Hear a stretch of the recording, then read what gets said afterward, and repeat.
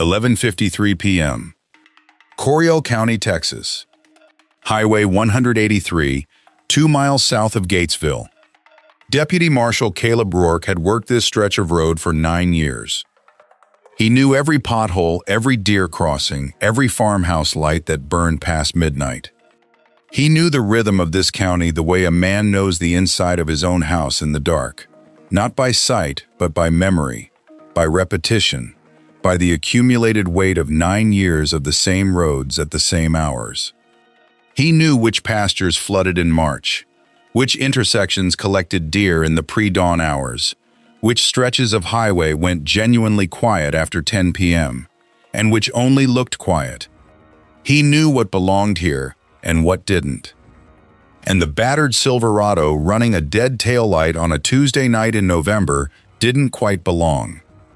He hit the overheads. The truck slowed, pulled onto the gravel shoulder. Rourke clocked the plate, called it in, and stepped out into the cold. 41 degrees. Wind out of the north. The kind of night where a burned taillight should have been a 2-minute stop and a fix-it ticket. He could see his breath when he walked. The gravel crunched under his boots in that particular way gravel does in the cold, compacted and brittle. He kept his hand near his belt, not on it, habit, not alarm. Not yet. 30 seconds later, he was back in his cruiser, with his notebook open and a question he couldn't answer. The plate came back clean. The driver's license came back clean. The man behind the wheel, a 34-year-old named Victor Salas, gave his name without being asked. He smiled too quickly. His hands were on the wheel at exactly 10 and 2, the way people only hold a wheel when they've been told to. And the truck's bedliner sat at least an inch higher than it should have. That last detail was subtle. The kind of thing you only notice if you've spent enough nights looking at truck beds in the dark.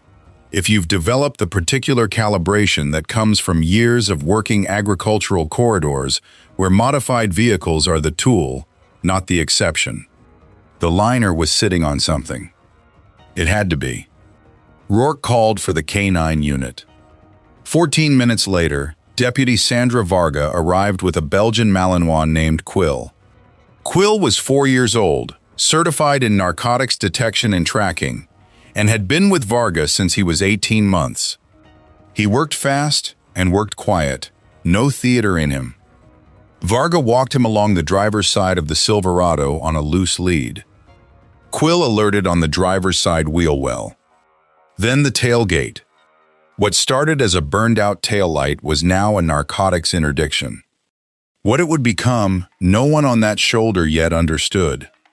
The seizure report filed at 3:17 a.m. that night listed 41 kilos of methamphetamine and 9 kilos of fentanyl, all pressed into identical gray bricks and vacuum-sealed, distributed through 3 separate cavities in the bedliner, and 1 concealed channel welded into the truck's frame. The craftsmanship of the concealment was professional.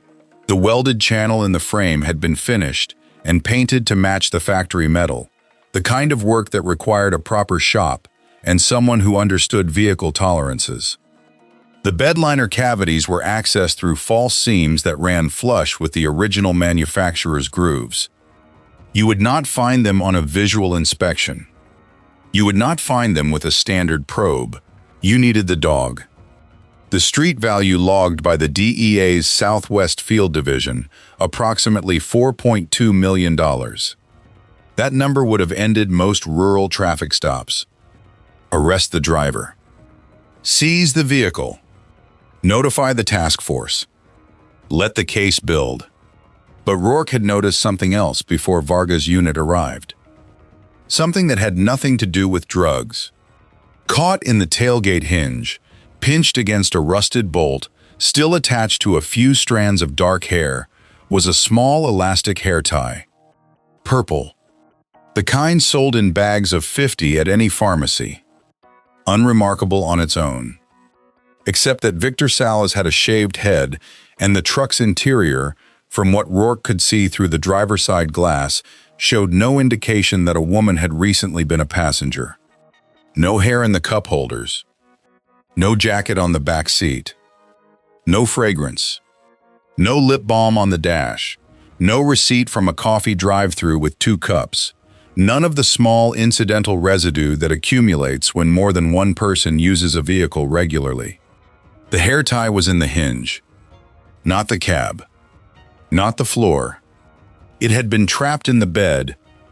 Rourke photographed it in place before Varga's team disturbed the tailgate. He used his phone's flashlight to get a close angle. The hair strands were dark, approximately 6 inches.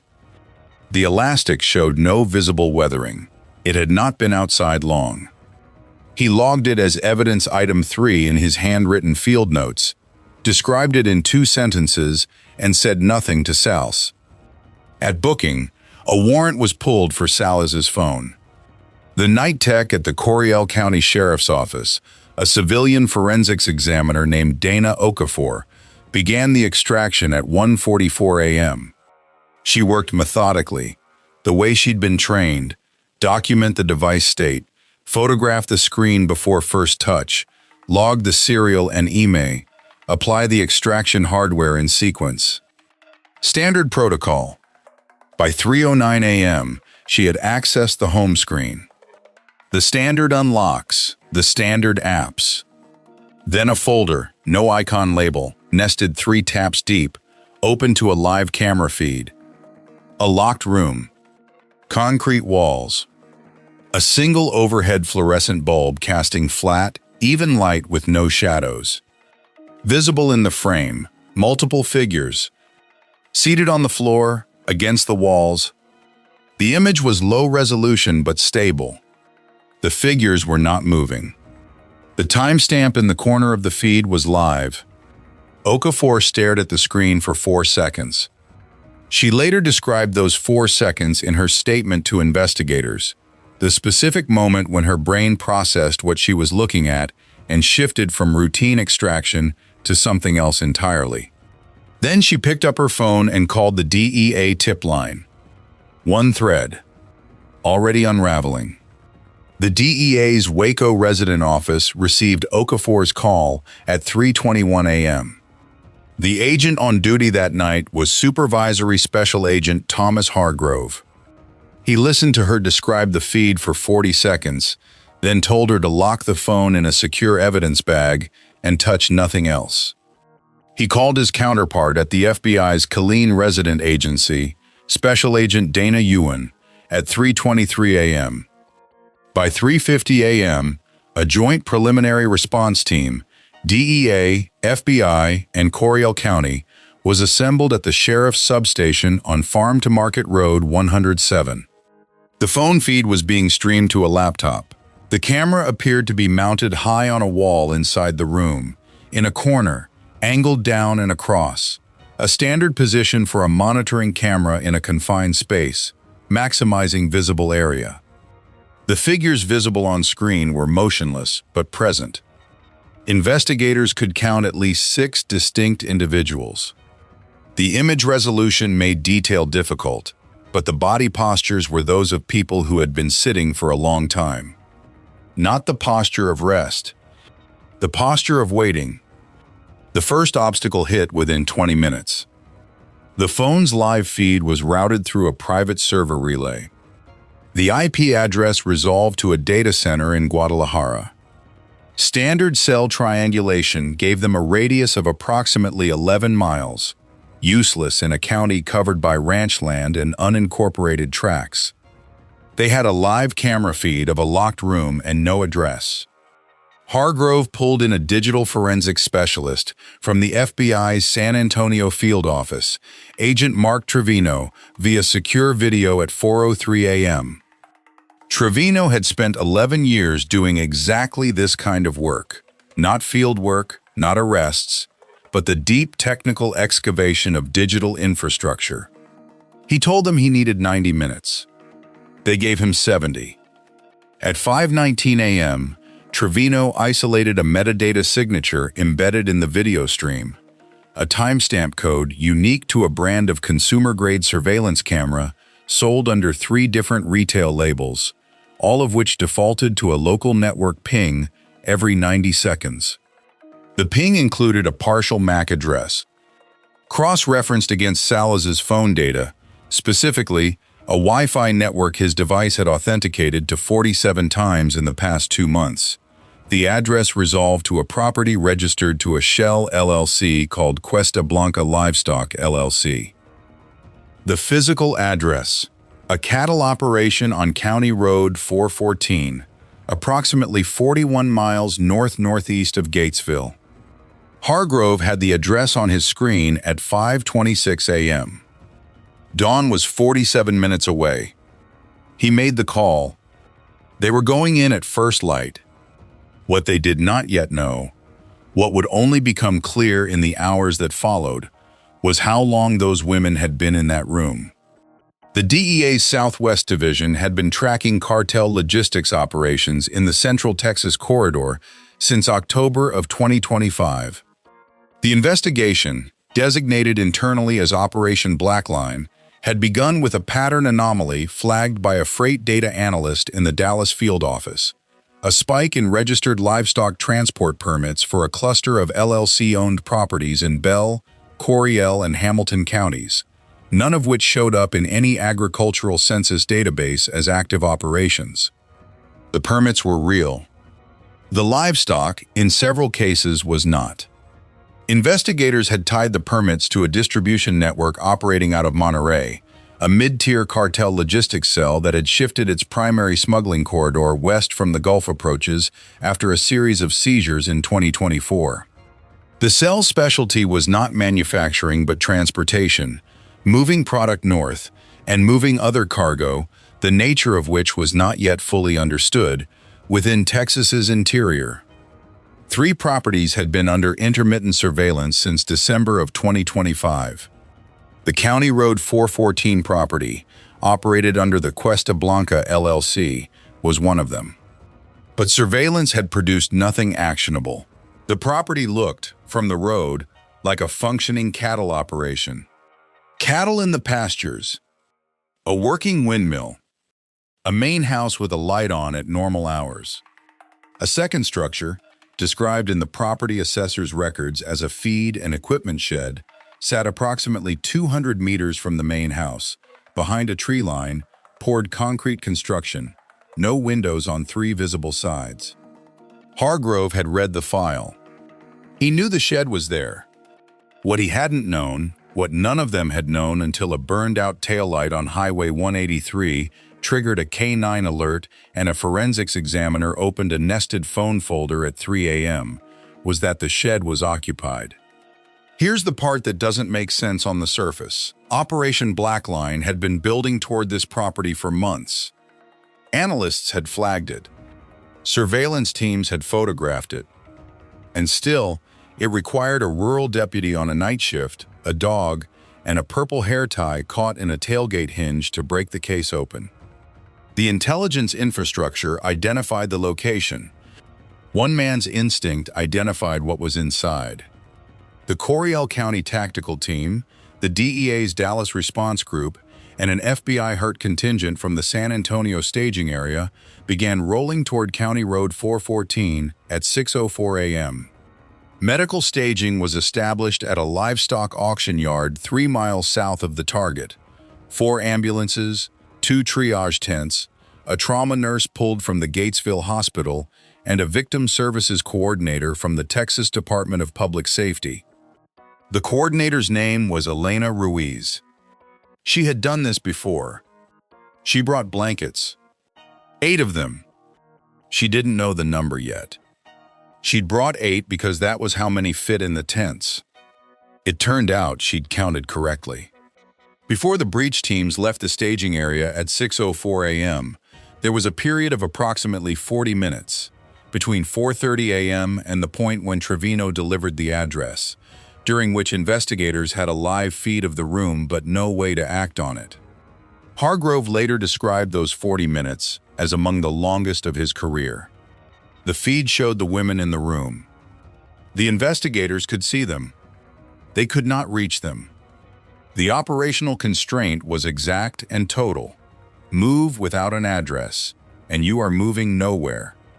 Move before the address is confirmed and you tip the network and potentially trigger a response inside that concrete room before you can get through the door. So they waited, and they watched the feed, and they let Trevino work. That period of enforced waiting left an impression on every investigator in that substation. One FBI agent who was present that morning, speaking to a colleague several weeks later, described watching the laptop screen and counting the individuals in the frame and thinking about whether any of them were asleep or just still. He said he could not tell the difference at that resolution. He said that not being able to tell stayed with him.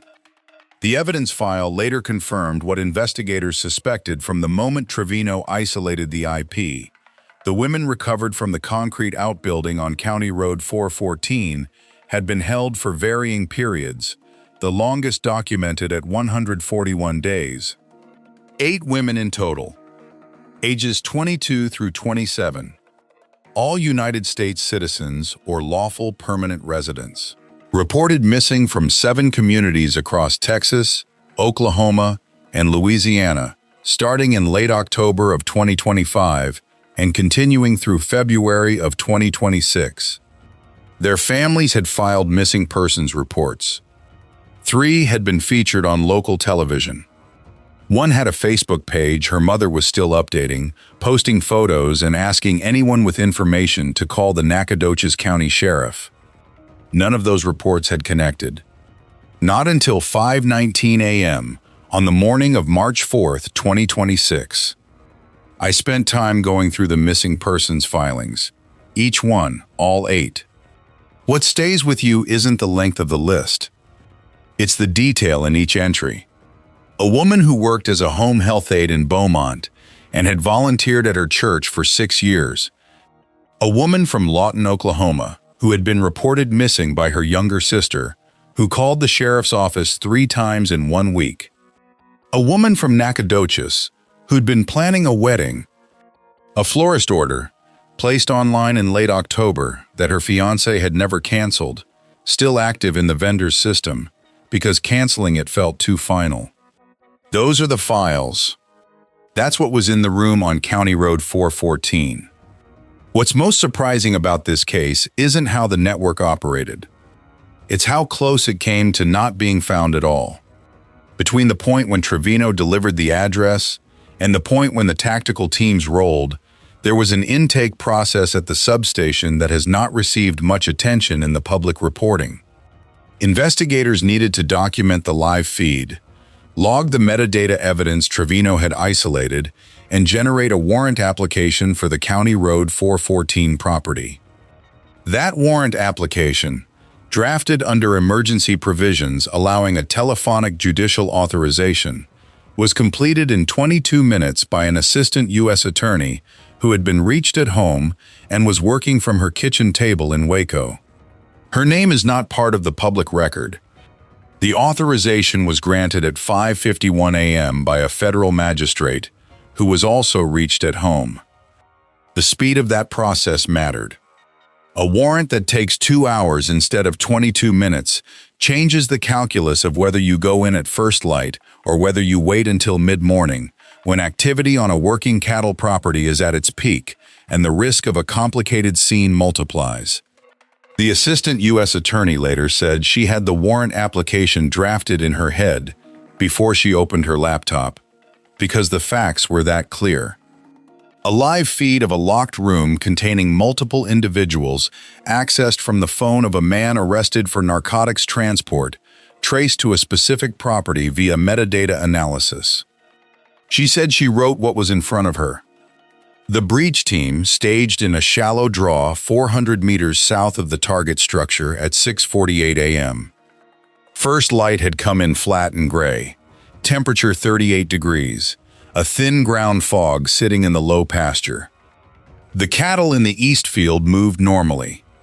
No vehicles had exited the property since observation posts were established at 5:55 a.m. The tactical plan called for simultaneous entry on the main house and the outbuilding. 2 separate stacks. The main house team, 6 agents, FBI. The outbuilding team, 8 agents, DEA Response Group, and County Tactical. The rationale for simultaneity was control. If the main house occupants were aware of the breach and had any communication capability with the outbuilding, the interval between entries had to be 0. There was a complication. The satellite imagery of the outbuilding showed a single door on the east face, steel, with what appeared to be a padlock hasp. The floor plan assessor's records listed the structure at 40 feet by 60 feet. No interior division visible from the outside. But the live camera feed Trevino had been monitoring through the night showed a camera angle consistent with a room significantly smaller than 2,400 square feet. There was a secondary interior wall, possibly more than one. An unknown floor plan. Steel door. Unknown number of occupants besides the women. The team adjusted. They added a second breaching charge as a contingency and staged a rear position in case there was an exit on the north face not visible in available imagery. The team leader, a DEA response group supervisor named Watts, briefed the adjustment to both stacks simultaneously over a tactical channel at 6:52 a.m. He told them to expect a corridor. He told them to treat every closed door as an unknown until it was open. Hargrove made a decision that would later be noted in the after-action report. He contacted Okafor at the sheriff's office and asked her to keep the phone feed open and streaming to his tablet throughout the approach. If anyone in the shed moved toward the women before the breach team reached the door, he would call an audible. Nobody moved. The feed stayed still. 6:59 a.m. Both stacks went green simultaneously. The outbuilding door was steel core, 3-point locking, padlocked from the outside. The breach charge on the hasp took 4 seconds. The door opened inward. The team flowed in. Inside, a short concrete corridor, approximately 8 feet, leading to a secondary steel door. Unlocked from the outside. Keyed deadbolt. The second door opened into the room visible on the camera feed. The team found the women there. 8 of them, seated and lying on foam pads along 2 walls. A single fluorescent tube overhead. A gallon water container near the door. The room measured 18 feet by 22 feet. Poured concrete on all 6 surfaces, floor and ceiling included. The air inside was stale and warm in a way that concrete spaces become when they are sealed and occupied, not the warmth of heat, but the accumulated warmth of people in an enclosed space over a very long time. The medic noticed it immediately. He said later that the smell of the room was the first thing that told him how long they'd been there. The team medic, a DEA agent named Rafael Escobedo, was through the second door within 12 seconds of the breach. He made verbal contact immediately.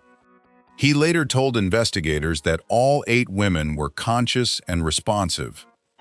He said the first thing most of them asked was whether they were in trouble. They were not in trouble. They were walked out, one at a time, each accompanied by an agent, through the corridor, through the shattered outer door, into the cold morning air. Elena Ruiz met each of them at the tree line with a blanket. At the main house, the FBI entry team located 2 occupants, a man identified in documents as the property's LLC manager, and a second individual whose identity was not confirmed at the scene. Both were taken into custody without incident. A third individual, a name that would appear in cell records tied to the property, was not present. He had not been present for at least 72 hours, based on phone ping data reviewed after the fact. That man was not apprehended on March 4th. His location, as of the filing of the initial indictment, remained unknown. One thread pulled, but not every thread cut clean. In the hours after the breach, as the ambulances were staged at the livestock auction yard and the women were being evaluated, investigators were simultaneously working the main house. The search of the structure produced financial documents, paper records, not digital, printed ledgers stored in a fireproof lockbox in a bedroom closet that would later form a significant portion of the forensic accounting case. The ledgers used a columnar shorthand that took analysts several days to decode. They recorded transactions under property designations, not names. County Road 414 appeared as CR4. The Cuesta Blanca LLC account appeared as CB. The entries spanned 14 months. What the ledgers also contained was a recurring transaction code, 7 characters alphanumeric, that appeared in columns separate from the narcotics logistics entries. That code, once analysts cracked the shorthand, corresponded to transfer records. Not drug transfers, personnel transfers. The record of how the 8 women arrived, logged in the same neat columns as kilos and delivery dates and route designations. The forensic accountant who decoded the ledgers, a FBI financial crimes analyst named Portillo, said in her deposition that what struck her most was the mundane precision of the record-keeping. She said whoever maintained those ledgers treated every entry with the same clerical care, regardless of what the entry represented. She said that uniformity was, in her experience, characteristic of a long-running operation that had normalized its own processes. She said it suggested they had been doing this for a long time, before March 4, 2026. The 8 women were transported by ambulance from the livestock yard staging area to Gatesville Medical Center beginning at 7:23 a.m. Each received immediate medical evaluation. The hospital's trauma team had been notified at 6 a.m. and was prepared. No details of the examinations were released. The clinical notes entered into the hospital system used the phrase "consistent with prolonged confinement," and the records were placed under a protective order the same morning. The families arrived between 8:40 a.m. and 11:32 a.m. The DEA's victim notification team had been making calls since 7 a.m. What you have to understand about those calls is that most of the families had stopped expecting them. 141 days is a long time to wait for a call that doesn't come. Some of them had been told, gently, by investigators that the cases had gone cold. Some of them had hired private investigators. One father had driven to Coryell County twice in the fall. No reason, just the closest he could get to doing something. He drove in from San Marcos that morning. He pulled into the hospital parking lot at 9:14 a.m. He sat in his car for 6 minutes. Then he got out. The camera, if there had been a camera, would have stayed on the parking lot. On the people getting out of cars in the cold. On the way they moved across the asphalt. On the automatic doors opening, on the inside of a waiting room where the distance between a missing daughter and a found one was about to collapse to 0. There is no narrative shorthand for that distance. The federal case file does not capture it. The DEA press release, issued at 2 p.m. on March 4, 2026, does not capture it. There's a difference. Victor Salles was charged federally that afternoon. The initial indictment listed conspiracy to distribute methamphetamine and fentanyl and additional charges related to unlawful transportation and confinement. His attorney entered a not guilty plea.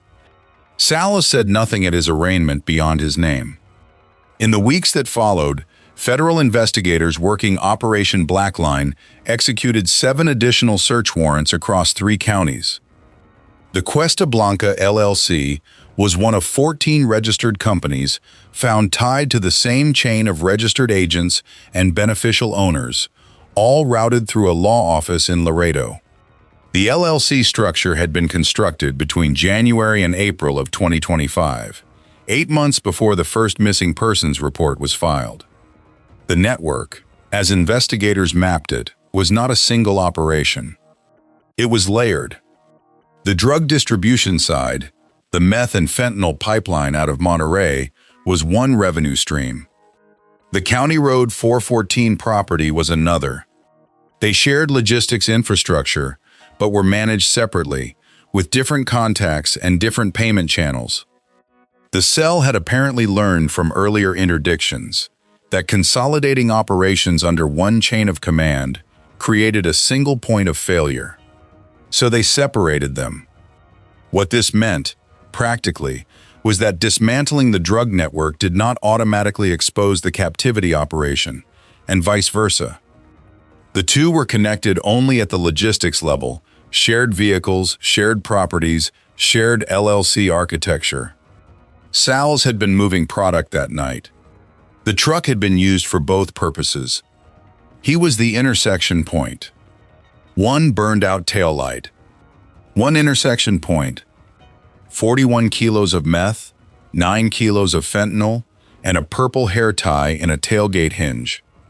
Here's the take that will probably get us pushback. The Joint Task Force had this property flagged for 4 months. They had satellite imagery. They had LLC filings.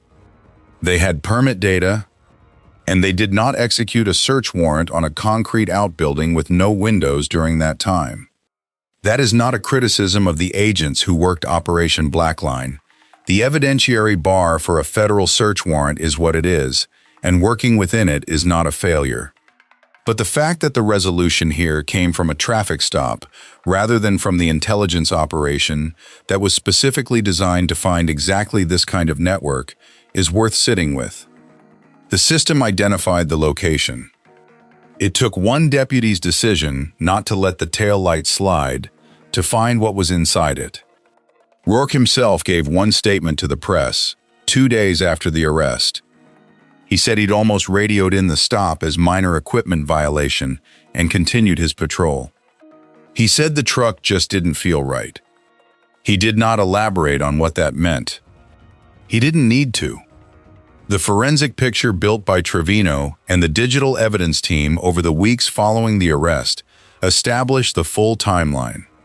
The first woman had been transported to the County Road 414 property on October 28, 2025. The last had arrived on February 17, 2026. During that period, the property had been visited by at least 11 individuals, identified through cell phone data, vehicle records, and utility account activity. Of those 11, 6 were in federal custody by April of 2026. 5 were not. 3 individuals identified through forensic analysis of the phone records have not been apprehended. One of them is the individual who was absent from the property on the morning of the breach. The man whose name appeared in cell records but who was not present when Hargrove's teams went through the door at 6:59 a.m. He had been at the property as recently as 48 hours before the arrest of Victor Sales. He left a day and a half before a deputy on Highway 183 noticed a burned-out taillight. Whether he had been tipped off or whether his absence was routine has not been established in the public record. There is one detail that stayed with me going through the operational timeline. In the DEA's initial surveillance logs from December of 2025, there is a notation from a fixed-position observer watching the County Road 414 property over a 48-hour period. The observer logged vehicle movements, personnel, and activity at both structures. The notation for the concrete outbuilding on December 9th reads, "No observable activity. Structure appears inactive." Feed and equipment storage, consistent with property use. That notation appears twice more. January 14th, February 3rd. At the time of the March 4th breach, the structure had been continuously occupied for at least 122 days. The observer was watching the right building. The building was not inactive. The concrete walls, the lack of windows, the overhead camera, all of it was invisible from the road, invisible to a fixed observation post, invisible to satellite imagery that showed a roof and a door and nothing else. The operation was designed, specifically, to be invisible from the outside. What broke it open was not surveillance. It was a man driving a truck with a broken taillight and a hair tie he didn't know was caught in his tailgate hinge. The most dangerous thing in any covert operation is the detail no one planned for. The indictments unsealed on April 15, 2026, named 9 individuals in connection with the Coryell County operation. 8 counts related to narcotics distribution. Separate counts, filed under federal statutes covering unlawful detention and conspiracy, named 6 individuals specifically in connection with the County Road 414 property. The charges were filed jointly by the Western District of Texas and coordinated with the DEA's Southwest Division and the FBI's San Antonio Field Office. Looking back at this case, what strikes us is how much of it depended on decisions made in the space of a few minutes. Rourke's decision to call for the K-9, Okafor's decision to open the nested folder and immediately call it in, Hargrove's decision to roll on the property at first light, rather than waiting for a full intelligence package. Each of those decisions was made without full information, under time pressure, in the middle of the night. The institutional infrastructure of Operation Blackline built the foundation. The people made the choices that mattered. That's not a comfortable conclusion for a system that prefers to operate on process rather than instinct. But it's the accurate one. By late April, the Coryell County case had been formally absorbed into the broader Operation Blackline framework. The DEA's Southwest Division announced the operation's first phase results: 14 properties searched, 19 arrests across Texas and Louisiana, approximately 230 kilos of methamphetamine and fentanyl seized, an estimated street value of $19.6 million. The LLC network, 14 companies, all dissolved by the end of March, had moved an estimated $31 million through Texas registered accounts over an 18-month period, according to forensic accounting analysis. Of that $31 million, approximately $8 million has been accounted for in seized assets. The remainder has not been recovered. The cattle on the County Road 414 property were found to be legitimate, sold at auction in late March, proceeds held pending the civil asset forfeiture proceedings. The main house was condemned. The concrete outbuilding was photographed, documented, and demolished by the county. Victor Salas entered a guilty plea in late May. Under a cooperation agreement, he provided information about the logistics network. How much of that information proved actionable has not been publicly disclosed. His sentencing is scheduled for the fall. The LLC manager, taken from the main house on March 4th, identified in court documents only by his initials pending trial, is awaiting trial in federal custody in Waco. The second individual detained that morning was released 3 weeks later after investigators determined his presence at the property was tangential to the primary operation. He has not been charged. The 3 unapprehended individuals named in the indictment remain at large. The indictment identifies them by aliases derived from cell phone and financial records. Their real names, if known to investigators, have not been made public. One of them was in that concrete outbuilding within the past 5 months. One of them knows where the unaccounted $23 million went. One of them left 48 hours before Deputy Caleb Rourke hit his overhead lights on Highway 183. Will he be found? Comment yes or no. And if you followed Operation Blackline through any of the Texas reporting, drop what you know in the comments. We read them all. Elena Ruiz, the victim services coordinator who staged at the livestock yard before the breach, gave a brief interview to a Texas Tribune reporter in early April. She said she'd been doing victim services work for 11 years. She said the March 4th operation was not the first time she'd brought blankets to a staging area. She said each case was different.